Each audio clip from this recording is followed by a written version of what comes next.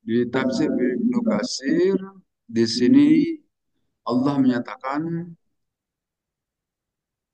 ma asaba min musibatin di ayat yang lain di surat Al-Hadid tidaklah akan menimpa dari satu musibah baik di bumi dan tidak juga pada diri-diri kalian illa fi kitabim min qabli an nabruha kecuali sudah tercatat tertulis di kitab sebelum itu kejadian. Jadi Allah menciptakan makhluk ini dengan semacam kalau dalam bahasa kita itu blueprint. Blueprint ada cetak birunya. Apa yang akan terjadi dan sebagainya itu sudah ada dalam perencanaan Allah. Jadi tidak asal saja. Semuanya sudah tertata dengan rapi dan baik sebagaimana itu juga menjadi kebiasaan di kita. Manusia maksudnya. Manusia juga mengikuti contoh-contoh yang sudah Allah perbuat. Allah memperbuat perbuatan-perbuatan Allah itu berdasarkan rencana-rencana, tidak asal. Sejalan dengan ayat ini, ma'asoba min musibatin illa biidillah. Tidak akan terjadi satu ujian kecuali semua dengan izin Allah. Baik menurut kita itu berat atau ringan atau biasa-biasa saja, itu tidak ada yang kejadian kecuali semuanya sudah dengan sepengetahuan Allah, dengan izin Allah. Yang kita menyatakan kebetulan, nah itu bahasa kebetulan itu tidak benar. Karena di sisi Allah itu tidak ada yang kebetulan, semuanya sudah terencana. Tapi mungkin di sisi kita kebetulan, kan? Karena kita tidak tahu sebelumnya, maka kita menggunakan istilah kebetulan. Padahal di sisi Allah tidak ada yang kebetulan.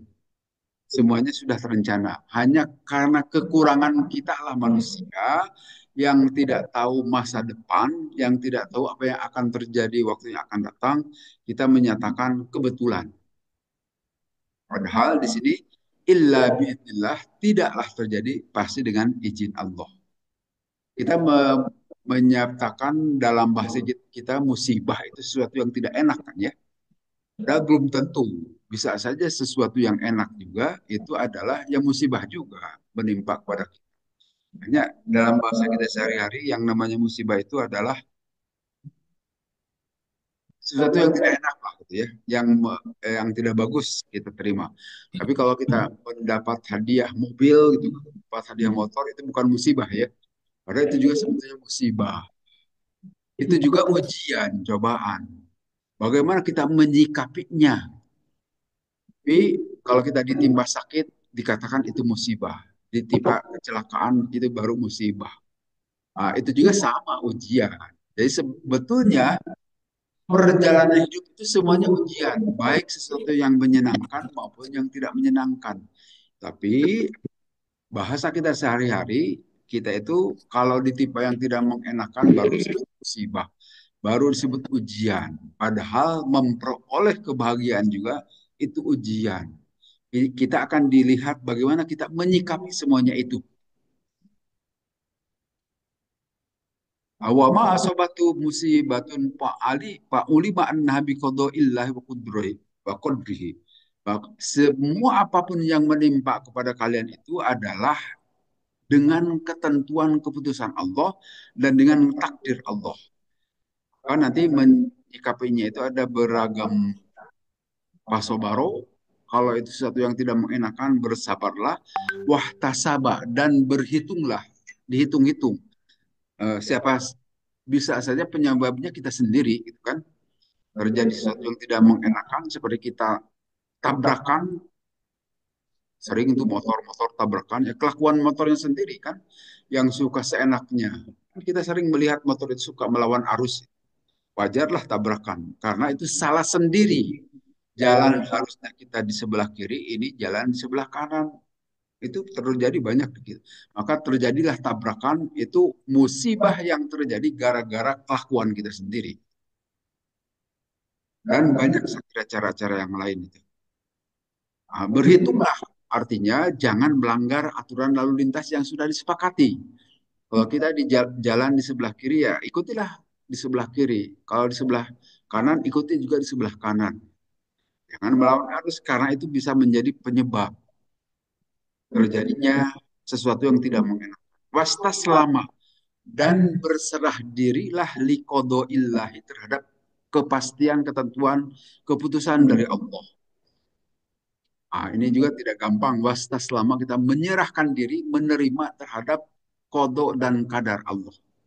Kadang suka memberontak kita ya, tidak mau terima terhadap musibah yang terjadi.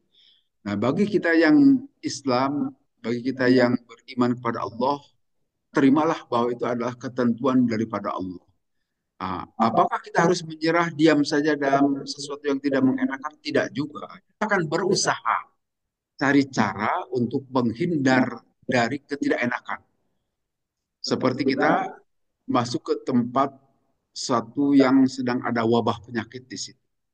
Nah, itu adalah wabah penyakit, itu adalah takdir Allah. Allah yang menentukan. Nah, bagaimana usaha kita? Ya jangan masuk. Itu juga adalah tidak masuknya juga kita dengan takdir Allah. Jangan nantang gitu kan. Kalau nantang, ya itu artinya kesalahan kita sendiri. Walaupun itu juga takdir Allah. Bisa saja terjadi. Tapi kita manusia bisa memilih. Bisa menggunakan akal pikiran. Jangan menantang sesuatu yang kita tidak mampu eh, meladeninya. Gitu. Maka menghindarlah. Nah, dalam hal ini kita berserah diri kepada ketentuan Allah. Hadallahu qalbah. Maka apabila menerima begitu, Allah akan memberi hidayah. Wa awadahu amma fatahu minad dunya hudan fi qalbihi. Allah akan menimpakan pengganti. Jangan lupa Allah itu akan memberikan pengganti dari apa yang sudah menimpa tidak enak bagi kita. Dan akan menambah petunjuk di dalam hatinya. Jadi kalau kita menerima itu nanti selain ya tenang di diri kita, jiwa kita juga akan dikuatkan, makin dikuatkan iman. Kalau yang tidak terima, yang menukus-sunuk, yang marah-marah dan sebagainya, itu sudah nambah kegelisahan diri, tidak nyaman diri, juga tidak memperoleh keyakinan, tidak memperoleh ketenangan, dan tidak memperoleh petunjuk dari Allah. Qad yahkum alaihi ma kana ahadun minhu. Maka sebaiknya kita wayakinan sodikon di sini dan harus yakin yang membenarkan. Artinya mempercayai semuanya itu datang dari Allah. Walaupun ini sekali lagi kalau sudah kejadian tidak gampang gitu. Tergantung kualitas diri kita pasti. Apakah kita menerima atau tidak? Nah, biasanya maka ada hadis Nabi yang menyatakan as-sabru inda sodmatil ula. Kesabaran itu yang akan dinilai oleh Allah pada saat kejadian pertama. Bagaimana sikap kita pada saat sesuatu menimpa itu kepada kita. Nah, saat itulah kualitas diri kita diperlihatkan. Jadi pada saat kejadian pertama, kita langsung menerima dan ingat kepada Allah bahwa ini ketentuan Allah, sehingga tenang diri kita. Nah, itulah manusia yang kualitas bagus. Tapi kalau pada saat terjadi itu langsung kita memberontak, langsung berontak, itulah kualitas kita. Dan ini sekali lagi butuh latihan. Walaupun nanti setelah itu saya menerima sabar bahwa itu kesabaran yang kelar. Kesabaran yang bagus itu pada saat kejadian pertama. Ada berita yang tidak enak, ada musibah tidak enak, misalnya bagaimana sikap diri kita, menerimakah atau langsung memberontak. Itu menunjukkan kualitas diri kita di sini. Wa may yu'min billahi yahdi qalbah. Siapa yang beriman kepada Allah, Allah pasti akan memberi hidayah di dalam hatinya. Yahdi qalbahu lil yakin, makin yakin kepada Allah. Fa yu'lama annama asabahu lam yakun liyukhtihi wa ma akhtaahu lam yakun liyusibahu. Jadi apapun yang menimpa kepada kita bisa saja memang disebabkan oleh perilaku kita yang salah, tetapi itu sudah ketentuan dari Allah. Rukun iman yang keenam itu beriman kepada qadar, syarhi, khairihi wa syarhi, baik ataupun buruk. Semuanya itu Allah yang menentukan. Ini ayat Al-Qur'an yang sangat jelas. Allah Maha mengetahui terhadap segala sesuatu. Kemudian wa ar-rajulu sibu al-musibah, udah itu ya. Dia wa may yu'min billahi, siapa yang beriman kepada Allah, Allah akan memberi hidayah kepada hatinya. Yastarji'u, dia mengembalikan semua itu kepada Allah dengan ucapan inna lillahi wa inna ilaihi rajiun. Itu seperti dalam surat Al-Baqarah ayat 156. Itu artinya istirja. Istirja itu mengembalikan semuanya kepada Allah. Sesungguhnya kita semua itu milik Allah dan sesungguhnya kita akan kembali kepada Allah. Jadi istirja itu bukan saja untuk berita kematian. Di segala apapun yang menimpa kepada kita, kehilangan ayam, kehilangan motor, kehilangan mobil, bisa saja ucapkan inna lillahi wa inna ilaihi rajiun. Dengan harapan setelah mengucapkan itu kita kembali kepada Allah. Tenang saja, nggak apa-apa gitu kan. Toh itu semuanya milik Allah. Ya mudah-mudahan bisa kembali. Tapi kalau tidak kembali, barangkali Allah akan mengganti dengan yang lebih. Kalau tidak diganti di dunia, diganti dengan pahala sabar kita di akhirat nanti. Jadi kita kembalikan semuanya kepada Allah. Toh semuanya milik Allah. Nah sekali lagi ini pun tidak gampang. Tetapi bagi kita silahkan kalau kita tersandung juga ucapkan innalillahi. Memang bisa saja kesalahan kita saat jalan tidak lihat ke bawah, tetapi kita sambil nengok ke kiri kanan gitu, akhirnya tersandung dan akhirnya jatuh. Nah, tetapi tidak apa-apa, kita katakan innalillahi wa inna ilaihi rajiun. Ada kalau di kantor itu ada demosi misalkan, diturunkan pangkat, bisa saja terjadi itu. Itu juga kita ucapkan innalillahi wa inna ilaihi rajiun. Ataupun naik pangkat sama saja kita juga ucapkan innalillahi wa inna ilaihi rajiun. Naik pangkatnya pasti tidak ada yang tidak suka, pasti suka semuanya. Tapi kalau diturunkan pangkat itu juga pasti tidak suka juga. Nah, semuanya itu adalah ketentuan dari Allah, ucapkan dengan innalillahi wa inna ilaihi rajiun dengan maksud mengucapkan itu kita mengembalikan semuanya kepada Allah, bukan sekedar ucapan gitu. Kalau ada yang meninggal baru ucapan innalillahi wa inna ilaihi rajiun sambil tidak tahu apa maksudnya. Nah, maksudnya adalah kita mengembalikan semua keadaan itu milik Allah. Sehingga kalaupun ada yang meninggal saudara dekat kita, bolehlah sedih, bolehlah kita tidak menerima, tetapi segera kembali kepada Allah. Sehingga mudah-mudahan dengan mengucapkan itu hati bisa jadi tentram lagi. Itu memang sekali lagi ini butuh latihan. Wa inna sobatus tarro'a syakar. Nah, sifat orang-orang yang dalam sebuah hadis sebutkan ajaban, mengagumkan lil mukmini, sifat orang-orang yang beriman itu tidaklah Allah menentukan satu ketentuan kecuali baik bagi dia. Kalau yang menimpa kepada dia itu keburukan tidak enak, dia sabar. Itu sikap orang yang beriman. Maka sifat sabar itu adalah baik bagi dia. Tapi apabila yang menimpa kepada dia itu adalah kebaikan, kegembiraan, kebahagiaan, syakaro, bersyukur. Itu sekali lagi sikap orang yang beriman begitu. Maka sikap bersyukur juga adalah baik bagi dia. Walaysa dzalika li ahadin illa lil mu'minin. Tidaklah akan terjadi sikap seperti itu kecuali bagi orang yang beriman.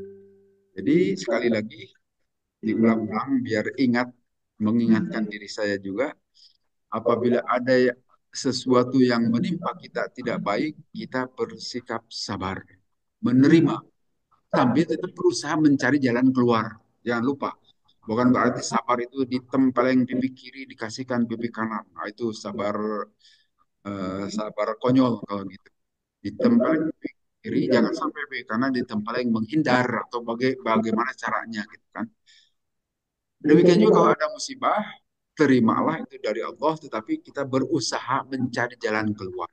Itu yang nanti setelah berusaha, itu yang disebut konsep tawakal. Serahkan semuanya kepada Allah. Kalau sudah berusaha maksimal. Demikian juga kalau ada yang menimpa kebaikan, tetap semua itu adalah karunia dari Allah, syukuri. Setidaknya ucapkan kata-kata Alhamdulillah. Kalau orang yang menyebabkannya, ucapkan terima kasih pada orang tersebut. Maka menjadi kebaikan kebiasaan di kita mengucapkan hatur nuhun terima kasih kepada orang itu diajarkan sejak dari TK mungkin dari playgroup juga, itu saya kira bagus. Itu ajaran Islam, harus diajarkan seperti itu. Selalu berterima kasih kepada orang yang berbuat baik kepada kita.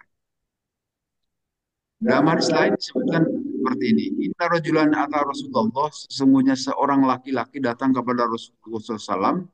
Wakola kemudian bertanya itu si laki-laki, ya Rasulullah, hei Rasulullah, ayyul amali afdalu, amal apa yang paling utama di sisi Allah? Kola maka menjawab Rasulullah, imanun billahi, yang pertama beriman kepada Allah. Watasdikun bihi, dan membenarkan dengan keberadaan Allah. Wajihadun fi sabilihi, dan ketiganya jihad di jalan Allah.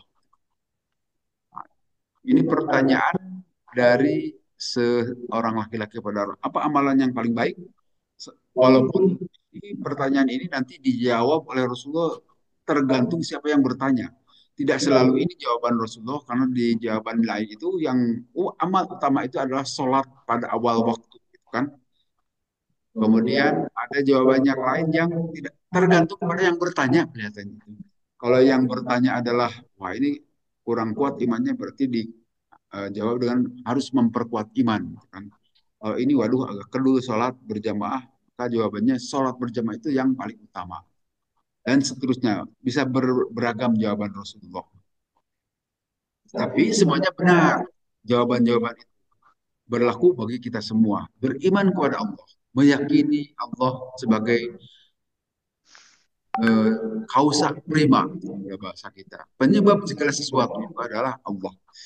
Menjadikan alam, menjadikan makhluk-makhluk yang hidup seperti kita, berakal dan sebagainya itu Allah yang membuat. Dan membenarkan semuanya itu. Dan yang ketiganya jihad.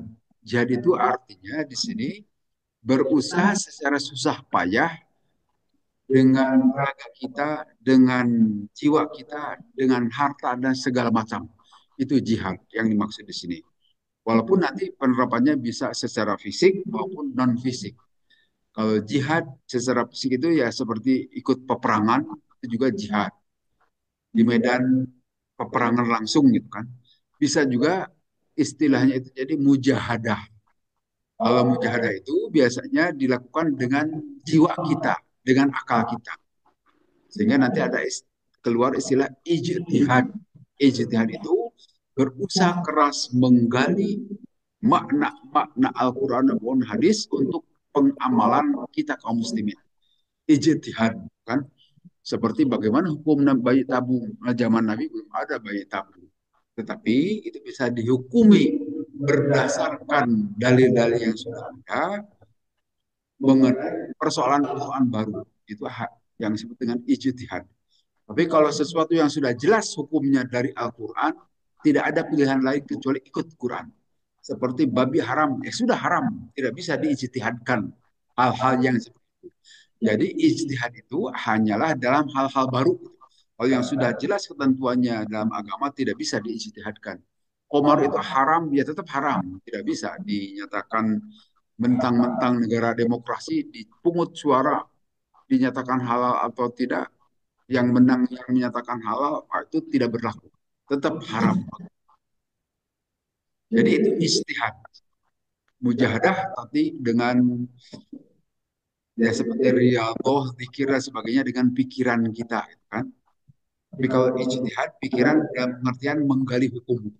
Tapi kalau jihad secara fisik ya seperti ya kita berjuang kalau sekarang mungkin bukan peperangan ya, tapi kita melakukan dakwah, kita melakukan kegiatan-kegiatan untuk menghidupkan Islam ini supaya dikenal oleh sebanyak-banyaknya orang, itu juga adalah bagian dari jihad juga.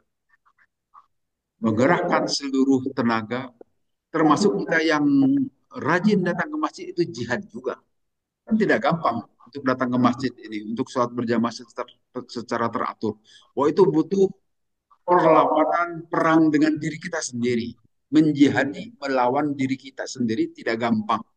Karena di dalam diri kita itu ada nafsu, ada sesuatu yang inginnya itu yang enak-enak saja gitu kan. Nah, pergi ke masjid mana mana enak, tidak enak gitu kan. Mengeluarkan zakat enak tidak, tidak enak juga. Tapi kalau ibadah haji, ibadah umroh mah enak. karena itu untuk kepentingan diri sendiri. Hawa nafsu kita juga senang berjalan-jalan. Tapi kalau mengeluarkan harta benda untuk kepentingan orang lain yang kita tidak menikmatinya, diri kita, jiwa kita biasanya menolak. Siapa? Coba perhatikan. Perhatikan saja kalau umroh sama haji itu kan orang banyak ya. Karena dirinya sendiri tidak menikmati. Tapi kalau yang zakat banyak tidak. Nggak bisa dihitung. Sedikit yang mau melakukan zakat. Ya. Karena dia mengeluarkan dan tidak menikmati. Itu secara kasat matanya. Tapi hakikatnya di hadapan Allah justru berlimpah itu harta sebetulnya di hadapan Allah. Hanya sekali lagi, kita itu jarang melihat ke sesuatu yang sifatnya metafisik. Tapi yang kita lihat itu adalah yang fisik-fisik saja. Itulah kelemahan kita manusia. Tapi kalau dengan ada keimanan yang kuat, kita bisa menerawang, melihat masa depan dengan gemilang. Bisa sebetulnya. Tapi sekali lagi butuh keimanan yang kuat. Kalau imannya secukupnya itu kurang, tidak bisa melihat. Uridu. Kemudian di hadis berikutnya atau bertanya lagi si laki-laki tadi kepada Rasulullah, Uridu ahwana min hada ya Rasulullah. Ha Rasul, saya menginginkan lebih mudah lagi dari tiga tadi, dari beriman, dari membenarkan, dan dari jihad. Adakah yang lebih mudah? Kola menjawab Rasulullah, as-samahah was-sabru. As-samahah itu artinya besar jiwa, toleransi. Toleransi kita apa murah senyum barangkali gitu ya dan sebagainya itu juga adalah yang bisa dilakukan. Silahkan as-samahah, toleransi, menghargai orang lain, wasobru dan sabar. Nah, itu juga adalah yang bisa dikerjakan sebagai amal-amalan utama. Jadi kalau kita belum bisa berjihad, beriman juga yang masih kurang keimanan kita, hanya tetap kita percaya kepada Allah. Nah, bisa dengan sikap kita sehari-hari seperti barangkali itu seperti tadi murah senyum ya. Kalau ketemu orang setidaknya senyum kan. Paling tidak orang tidak terancam kalau dengan senyuman kita itu kan. Tidak terancam waduh ketemu copet. Copet mana mau senyum kan. Tapi kalau kita senyum insya Allah tidak akan dianggap copet. Walaupun dengan orang yang tidak kita kenal. Dan sabar kata Rasulullah. Kemudian Allah wa Rasul dan taatlah kalian semua kepada Allah dan juga taatlah kepada Rasul. Nah, ini perintah taat itu diulang. Jadi bukan Allah wa Rasulah tidak begitu, tetapi diulang. Taatlah kepada Allah dan taatlah kepada Rasul. Artinya nanti dalam menjadi syarat utama dalam syahadat kita kan ada syahadatain, dua kalimat syahadat. Menyaksikan tentang kemahasan Allah dan kerasulan Nabi Muhammad SAW. Itu adalah kemutlakan. Syahadat kita itu adalah hanya itu saja. Karena memang begitu Allah mengajarkannya. Contohnya di Al-Quran ini, harus taat kepada Allah dan taat kepada Rasul. Dan nanti kepada di surat An-Nisa ayat 59 itu kepada ulul amri. Itu tidak pakai kata-kata ati'u, tidak menggunakan kata-kata taat kepada ulul amri, tetapi wa ulil amri dan kepada para pemegang urusan, pada pimpinan. Nah, pimpinan itu bisa saja ya tergantunglah kita berada di mana. Kalau di lingkungan RT berarti pimpinan kita RT, di lingkungan RW kepada RW, dan kalau di masjid ya ketua DKM dan sebagainya. Itu adalah pimpinan, tetapi ketaatan kepada makhluk itu tidak mutlak. Pada saat makhluk tidak sejalan dengan Allah, boleh kita tidak mengikutinya. Tapi kalau kepada Allah dan Rasulnya itu mutlak, wajib ketaatan kita itu. Fa'in tawallaitu fa'innama alaina ala rusulina balagul. Kalau kalian berpaling tidak mau mengikuti Allah atau tidak mau mengikuti Rasul, maka kewajiban Rasul itu hanyalah menyampaikan secara nyata. Itu tugas kepada Rasul. Rasul juga beliau itu tidak bisa memberikan hidayah. Yang bisa beliau lakukan itu adalah penyampaian. Sehingga banyak Rasul itu menginginkan sebanyak-banyaknya para pengikut beliau, tetapi ya tetap hanya segitu saja, tidak bisa lebih karena memang tidak bisa memberikan hidayah. Apalagi para manusia biasa kita, para ustadz atau para ajengan, para kiai, tidak bisa memberikan hidayah. Rasul saja tidak bisa memberikan hidayah. Yang memberikan hidayah itu hanya hak prerogatif. Sehingga dalam hal ini kadang suka aneh. Orang yang tidak kenal agama, tapi kok jadi kuat agamanya. Orang yang dari keturunan orang-orang kafir, kok jadi tokoh agama hebat. Perhatikanlah ustadz-ustadz seperti Ustadz Syamsul Arifin Nababan. Kan namanya Marga Nababan di Batak itu tidak ada yang Islam. Hampir semuanya Kristen, Marga Nababan. Tapi sekarang ada Syamsul Arifin Nababan yang tadinya Kristen masuk Islam, kemudian nyantri, kemudian sekolah di Libya itu menguasai bahasa Arab hebat.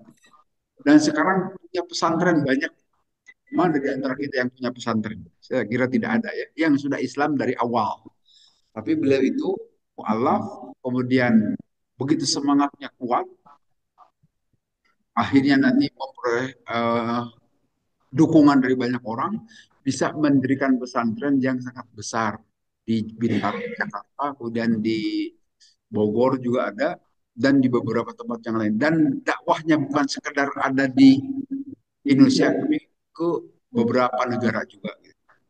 Nah, kita yang lahir dari awal sebagai Islam kan ya hanya di lingkungan ini saja, tidak bisa keluar. Jangankan ke luar negeri, di luar RW saja tidak dikenal kita itu kan. Tapi Allah bisa menakdirkan orang yang tadinya kafir jadi tokoh Islam. Punya peranan yang sangat besar. Itulah ketentuan-ketentuan Allah. Yang memang hak prerogatif Allah lah memberikan hidayah. Harusnya yang menjadi tokoh itu kalau menurut kita kan mesti orang-orang yang punya keturunan keislaman, tapi belum tentu. Walaupun keturunan Nabi Habib, belum tentu dapat hidayah juga. Tapi keturunan copet bisa dapat hidayah. Karena Allah sekali lagi yang memilih. Bukan karena keinginan manusia, tetapi itu kehendak Allah.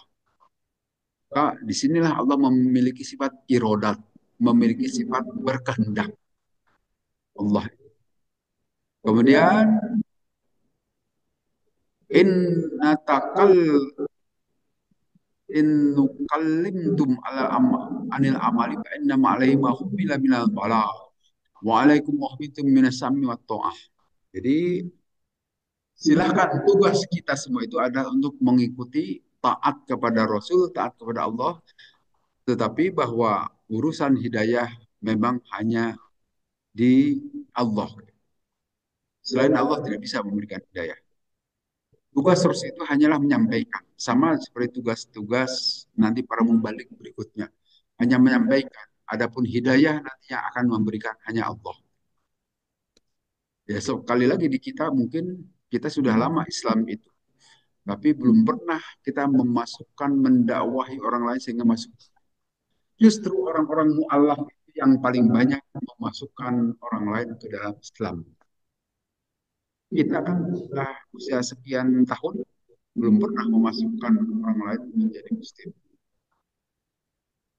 Ya, karena kualitas kita memang begitu. Tapi orang-orang yang masuk Islamnya dengan kekuatan hidayah, ya walaupun tidak semua mu'alaf begitu juga, ada juga mu'alaf yang bahkan akhir lagi ada juga, bahkan tidak punya semangat gitu. Ada juga. Tapi ini mu'alaf-mu'alaf yang berhasil, yang hebat, mendirikan yayasan mu'alaf dan sebagainya. Mereka demikian banyak mengislamkan orang-orang kafir. Demikian juga seperti Ustadz Nababan tadi, beliau itu punya pesantren bukan pesantren biasa, tapi pesantren mu'alaf. Artinya orang-orang yang tadinya kafir menjadi orang-orang Islam dan dididik oleh beliau. Kan? Kita belum berbuat banyak. Kita hanya sedikit-sedikit saja. Sholat berjamaah saja masih belum biasa kita kan. Masih berat melakukannya itu. Bagaimana pula kalau berbuat hal-hal yang seperti itu? Kemudian di ayat berikutnya. Ya ayyuhalladzina amanu. Nah, ini peringatan dari Allah. Hei orang-orang yang beriman, sesungguhnya min azwajikum dari pasangan-pasangan kalian. Min itu menyatakan sebagian, tidak semuanya. Sebagian dari istri-istri kalian, sebagian dari suami-suami kalian itu, wa auladikum, dan anak-anak kalian itu, aduwwal lakum, bisa jadi musuh. Ini pernyataan Quran loh. Bisa jadi musuh kan? Dalam praktek kan ada ya, banyak begitu. Anak itu waktu kecil disayang-sayang, setelah besar malah berbeda jalan dengan kita. Kafir lah, atau ya seperti cerita Aidit itu mungkin Bapak Ibu ya tahu sejarah hidup barangkali. Beliau itu adalah anak tokoh Muhammadiyah, dan waktu kecilnya itu baik-baik saja, rajin saja, dan pintar ngaji dan tukang adan gitu kan. Karena suaranya keras, bagus. Itu Aidit, beliau masih di Belitung sebelum datang ke Jakarta itu. Masih kuat agamanya itu. Dan bapaknya itu adalah tokoh Muhammadiyah, tokoh pendiri satu yayasan Nurul Islam namanya, yang untuk menciarkan Islam. Tapi setelah agak dewasa dikit, itu kan ingin melanjutkan sekolah, minta izin pindah ke Jakarta karena mungkin waktu itu yang ada sekolah itu baru di Jakarta.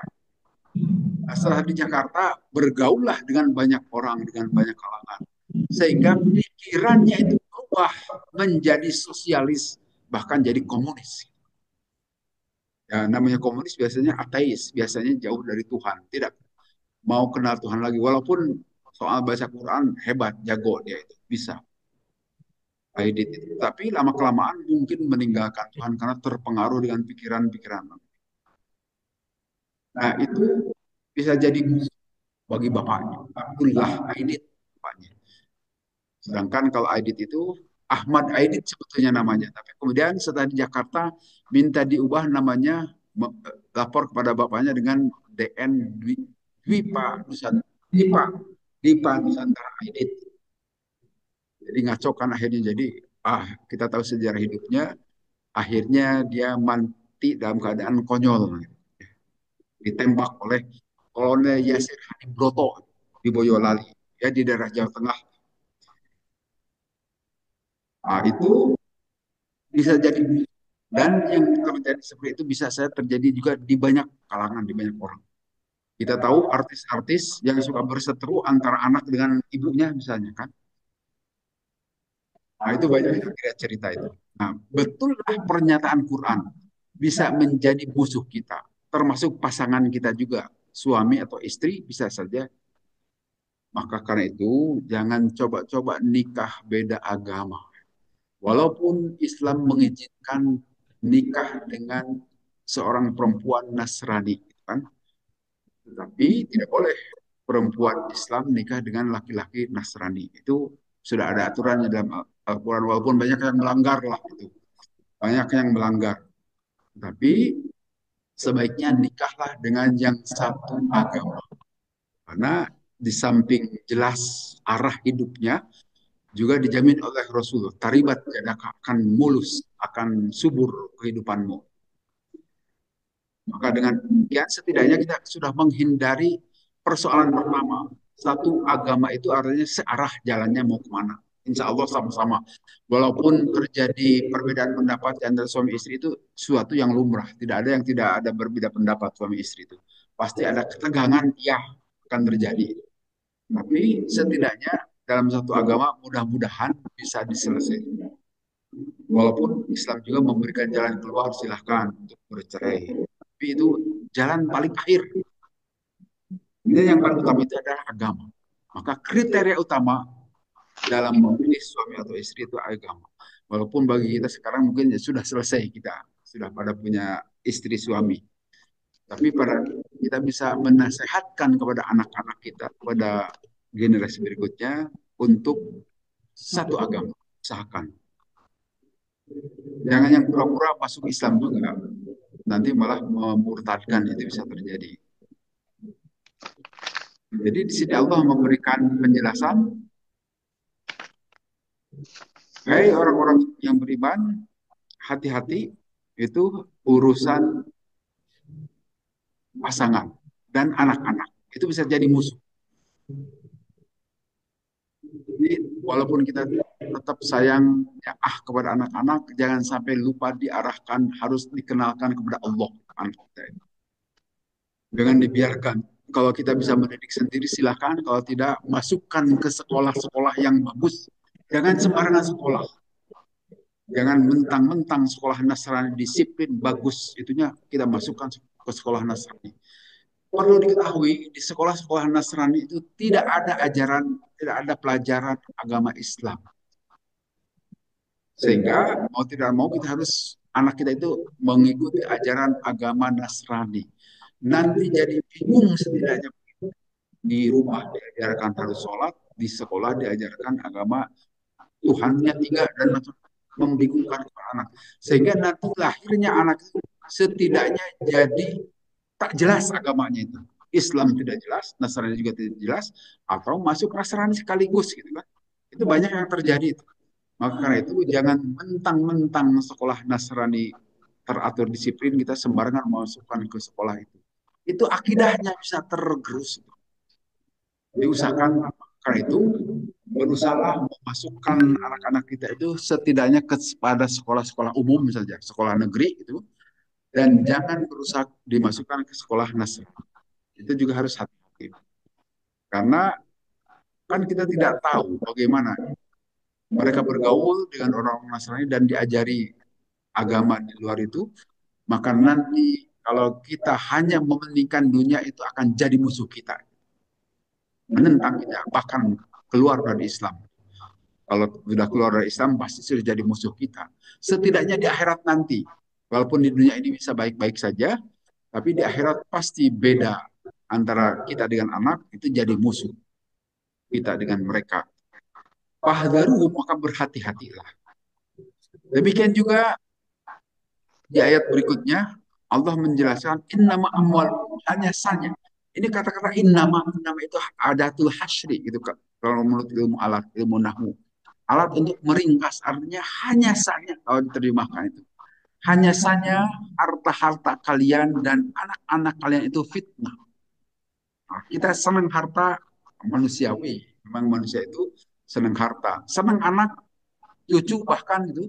Bahkan sayang kepada cucu suka melebihi kepada anak itu. Ah, itu juga manusiawi, wajar. Silahkan saja. Tetapi ingat, jangan sampai kita tenggelam di situ. Ingat, silahkan sayang kepada anak, silahkan sayang kepada harta, tapi jangan tenggelam dalam mengurusi harta. Harus tetap ingat kepada Allah, melakukan zikir. Itu semuanya fitnah, ujian saja, cobaan saja. Sampai tenggelamkah kita mengurus aksesoris kehidupan dunia, itu ya terutama harta dan juga anak-anak.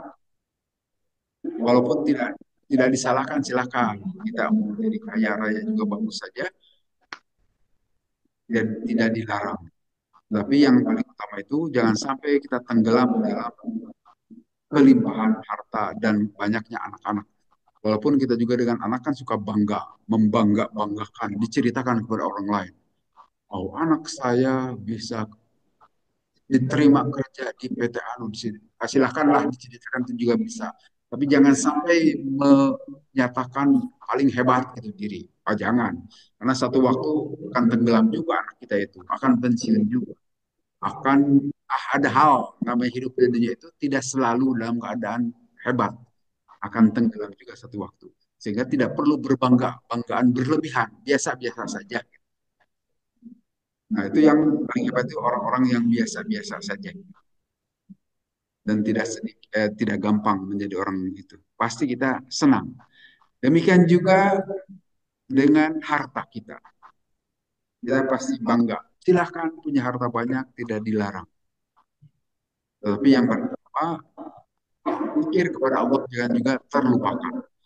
Di surat Al-Munafiqun seperti yang sudah kita lewati sebelumnya, itu ada ayat yang menyatakan la tulhikum amwal ya ayyuhalladzina amanu la tulhikum amwalukum. Mana ayatnya? Janganlah melalaikan kepada kalian dari zikir kepada Allah. Hal-hal yang seperti tadi itu. Nah, tentu sekali lagi ini manusiawi, itu adalah sesuatu yang wajar, boleh-boleh saja, tidak dilarang. Tetapi kita ingatkan jangan sampai menenggelamkan, biasa-biasa saja. Kemudian dalam hadis sebutkan begini, Fahaula irijal. Itu ada sejumlah laki-laki yang masuk Islam di Mekah. Fa'arodu ayyatu Rasulullah. Mereka berkehendak menemui Rasulullah. Fa'aba azwajuhum. Tetapi istri-istri mereka itu menolaknya, melarangnya.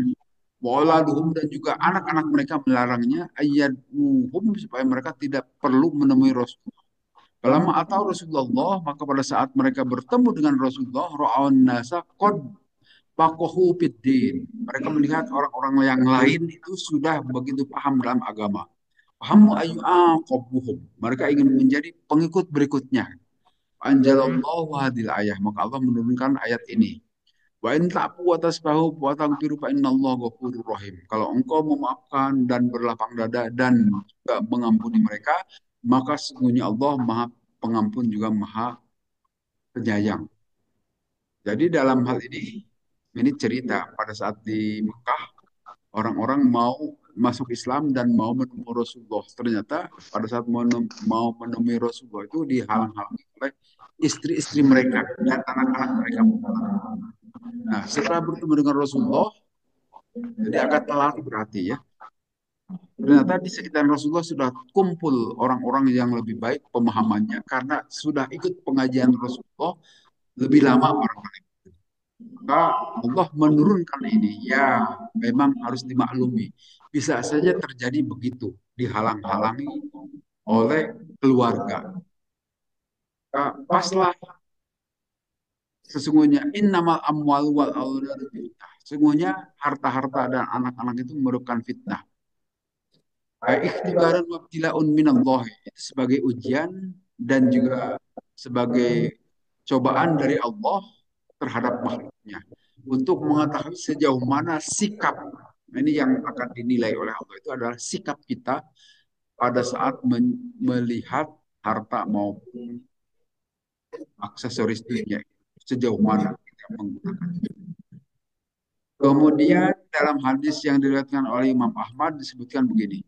Karena Rasulullah SAW yakhtubu pada satu hari Rasulullah sedang berkhutbah.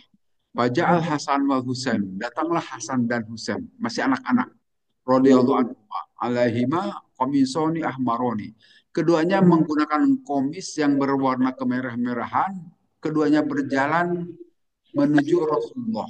Maka pada saat itu Rasulullah turun dari mimbar karena didekati oleh dua cucu beliau. Pahamalahuma, maka kemudian Rasulullah menggendong, merangkul keduanya, kemudian menyimpannya di antara kedua tangan beliau. Artinya digendonglah. Sumakola kemudian Rasulullah bersabda, Sodaqallah, benarlah Allah, wa Rasulullah Rasulullah, innama amwalukum auladukum fitnah.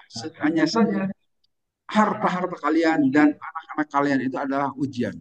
Nadhurtu ila hadaini sabiyaini, aku melihat kepada dua anak ini yang misyani keduanya berjalan, falam asbi, maka aku tidak sabar hatta qata'tu ya hadisi, sehingga aku menyudahi khutbahku dan aku mengangkat keduanya itu. Jadi Rasulullah juga seperti itu. Rasulullah juga sayang terhadap anak-anak, termasuk di sini cucu beliau, Sayyidina Hasan dan Sayyidina Husain. Pada saat beliau sedang khutbah, kedua cucu beliau yang masih anak-anak itu datang ke masjid, kemudian menghampiri Rasulullah. Rasulullah karena tidak tahan, saya ingin menggendong kedua cucu ini. Dan Rasulullah menghentikan khutbahnya, akhirnya menggendong. Nah, itu adalah manusiawi. Silahkan saja kita membawa-bawa anak cucu kita mau ke masjid kemana diperbolehkan, silahkan saja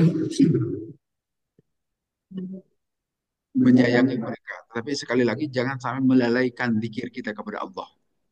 Kemudian di ayat berikutnya, fattaqullaha mastata'tum. Bertakwalah kalian semua kepada Allah sekemampuan kalian. Ini Pak. Fattaqullaha mastata'tum. Ini ayat ini disebutkan di sini menasah, menghapus atau membatalkan ayat Al-Quran surat Ali Imran ayat 102. Kan di Ali Imran, tapi ayatnya tetap masih ada sampai sekarang juga. Ya ayyuhalladzina amanu taqullaha haqqa tuqatih wa la tamutunna illa wa antum muslimun. Hei orang-orang yang beriman, bertakwalah kalian kepada Allah haqqa tuqatih dengan takwa yang sebenar-benarnya. Dan janganlah kalian semua mati kecuali dalam keadaan Islam. Nah, itu kan berat bertakwa sehingga nanti para ulama mendefinisikan takwa itu imtisalu awamirillah wajtinabu nawahihi. Mengerjakan apa yang Allah perintah dan meninggalkan apa yang Allah larang. Saya yakin di antara kita tidak ada yang mampu melakukan itu. Berat. Coba menjalankan semua perintah Allah. Sudahkah kita jalankan semuanya? Saya yakin belum. Sholat sunat itu banyak itu kan Pak. Puasa sunat juga banyak. Bahwa kita sudah melaksanakan sholat 5 waktu, bagus itu wajib. Demikian juga kita sudah melakukan puasa bulan Ramadan itu juga bagus, memang harus. Tapi sudahkah kita melaksanakan puasa-puasa sunat yang lain? Sudahkah kita melaksanakan sholat-sholat sunat yang lain? Sudahkah kita melakukan mengeluarkan zakat sodako yang sunnah-sunnahnya itu? Nah, itu semuanya kan. Maka dengan demikian kalau mengikuti ayat Ali Imran ayat 102 harus begitu. Sehingga para ulama mendefinisikan tadi berat juga. Saya yakin tidak mampu kita itu. Maka Allah di sini mengganti dengan ayat ini. Fattaqullaha mastata'tum. Bertakwa kepada Allah sekemampuan kalian. Nah, ini meringankan, gak ringan. Sehingga definisi tadi takwa itu berat bagi kita. Saya pernah membahas itu dalam khutbah Jumat beberapa tahun yang lalu itu. Bahwa itu berat untuk melakukannya. Tetapi yang kita ikuti ini adalah ayat ini. Bertakwalah kepada Allah sekemampuan kalian. Artinya dalam hal ini silahkan bertakwa sekemampuan kita. Tentu saja yang fardu wajib kita tunaikan. Nah dalam hal yang sunat silahkan dipilih saja. Sesuai dengan kemampuan kita. Kalau kita mampu sholat rawatib saja. Kalau kita mampu sholat duha saja. Kalau mampunya tahajud, silakan tahajud saja. Tapi tidak perlu semua sholat sunnah dikerjakan. Ya kalau mampu silakan semuanya. Saya yakin tidak ada akan ada yang mampu. Pasti hanya yang dipilih saja. Nah, inilah sesuai juga nanti diterjemahkan dalam hadis Rasulullah. Ini kata Rasulullah. Idza amartukum bi amrin fa'tu min mastata'tum. Apabila aku memerintahkan kalian semua dengan satu perkara, maka laksanakanlah mastata'tum sekemampuan kalian. Wa ma nahaytukum anhu fajtanibu. Tapi apa yang aku larang tinggalkan. Jadi dalam hal meninggalkan larangan harus semuanya. Jangan sampai, aduh saya belum bisa meninggalkan minuman keras. Paling tidak sehari 1 gelas sajalah. Kalau biasanya 1 botol, sekarang 1 gelas tidak bisa. Tinggalkan semua kalau larangan. Tapi kalau ketaatan silahkan dipilih sesuai kemampuan kita. Ya. Tapi kalau larangan tinggalkan semua.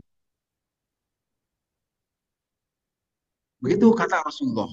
Apabila aku memerintahkan kepada kalian, silahkan paktu minhu mastata'tum. Kerjakan sesuai dengan kemampuan.